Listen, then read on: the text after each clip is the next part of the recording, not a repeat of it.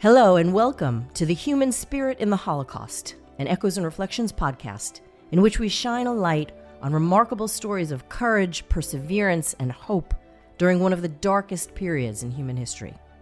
Echoes and Reflections is a partnership of the ADL, USC Shoah Foundation, and Yad Vashem, the World Holocaust Remembrance Center in Jerusalem. Our podcast is produced by Yad Vashem. I'm your host, Cheryl Ochayon.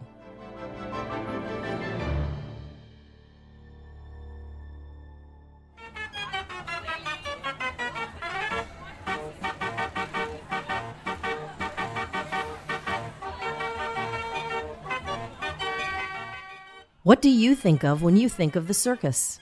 Trapeze artists flying through the air, performers in dazzling costumes, clowns who make the audience roar with laughter, the ringmaster in his red jacket and black top hat. Once upon a time, there were also animal acts where lions jumped through hoops of fire and huge elephants balanced on tiny balls. For centuries, the music, colors, and thrills of the circus have brought excitement and wonder to millions of people around the world. This is the amazing story of not one, but two circuses and their families. When the Nazis threatened one of these families, the other undertook a daring rescue mission to save them, more dangerous than any stunt performed on the high wire. The first was called the Lorsch Circus. It was known for its amazing artistic horsemanship and acrobatic stunts. People came to see one performer juggling another with his feet, a feat that required incredible strength and agility. Based near Darmstadt in Germany, the circus had real star power. Irene Danner was born into this exciting circus life. Her grandfather Julius was an acrobat who could spin other flyers into consecutive somersaults in the air with his feet.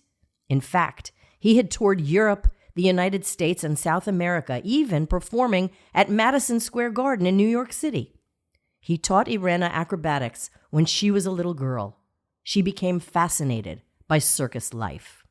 I wanted to become a circus artist since I was 6 years old. After school, I quickly did my homework, then ran outside to our backyard and turned cartwheels and handstands, probably 100 backflips quick as lightning. Irena's parents were the circus performers Hans and Alice Danner. In those days, circuses traveled across Europe, setting up their tents in towns and villages. So while her parents and grandfather were on the road working with the circus, Irena and her younger sister Gerda were raised by their grandmother, Ceci. Ceci would tell them stories while Irena sat on a low stool near a cozy hearth with her head on her grandma's lap. When Julius returned from touring, he taught the girls Jewish traditions, like observing the Sabbath, the Jewish day of rest.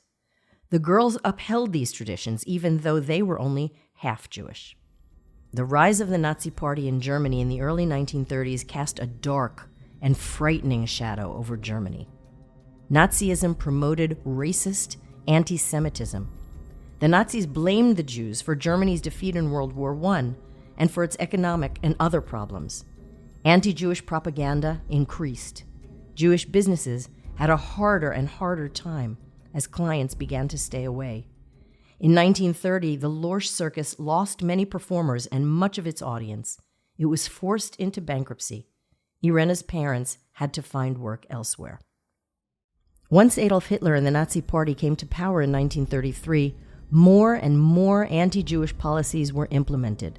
Jews were removed from their places of work, their businesses were taken away, and their German citizenship was revoked. At this time, Irena was a top student at the local elementary school. She remembers how she felt when the Nazis came to power. There was no change at the beginning. I was only sad because they wouldn't let me join the youth movement. But then they began with the hateful songs, such as Germany Awaken, Judah Perish. As they were singing Judah Perish, the kids would point their fingers at me. The teacher, Hubert, was the worst. He incited my schoolmates against me. Then I was excluded from physical education. All of a sudden, my friends didn't want to play with me any longer. At school, the children ridiculed me, stinking kike. At home, I took off all my clothes and washed them.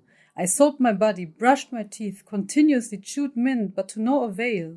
I stunk and I was ashamed to be such a kike. Her classmates' insults scared Irena. In the summer of 1936, when Irena was only 13 years old, her grandmother pulled her out of school due to the growing anti-Semitism. One day the forester of the town knocked at our door. He barked at us. Jews are not allowed to have dogs. He grabbed our two pets who were standing next to my grandmother wagging their tails and took them away. He shot them. At the time, Irena's parents were working for the Caroli family, an Italian horse riding troupe. They trained Irena, and she learned to jump from one horse to another as they galloped, flying through the air. She became a great sensation. Irena stayed on until an official order came that forbade the Carolis to employ her. She was fired. She was like a sister to us. She belonged to us. Irene was a really good person who took her work very seriously and put her heart into it. Suddenly, not only was she forbidden to work, but she was forbidden from entering the circus at all. And of course, we all complained, but we also saw that nothing could be done against the order. It was, of course, very sad, and she wasn't allowed to be with us anymore. For everyone, it was like a farewell. That's how Francesco Caroli remembered it. The November pogrom, also known as Kristallnacht in 1938, reached the area of Darmstadt. The local synagogue was looted. The prayer leader was thrown violently off the roof. He and 18 members of the congregation were sent away. When World War II began in 1939, Germany's policies against the Jews became more extreme and finally murderous. It sounds strange now, but even during the war years, there were still circuses touring all over Europe, which is how we meet the second circus in our story.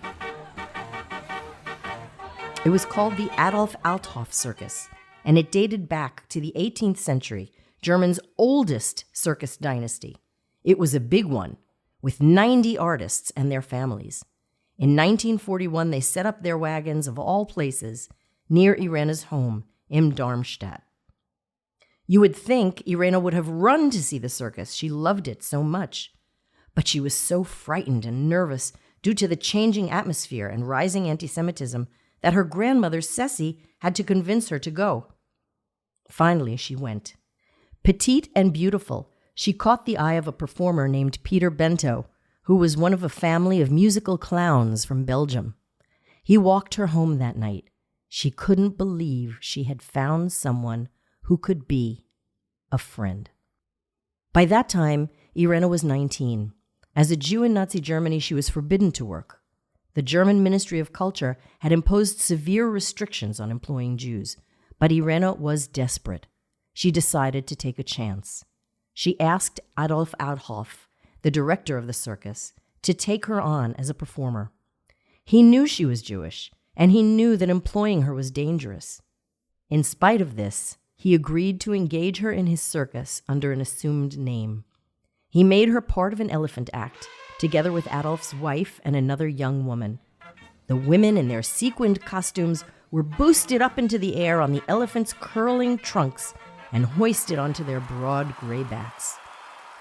Irena and Peter fell in love, but they were forbidden to marry by German racial laws. As persecution of the Jews reached a terrifying climax, Irena's family was torn apart. Her grandfather Julius, who was invited to perform in Belgium, was trapped there when the German army invaded. His family never saw him again.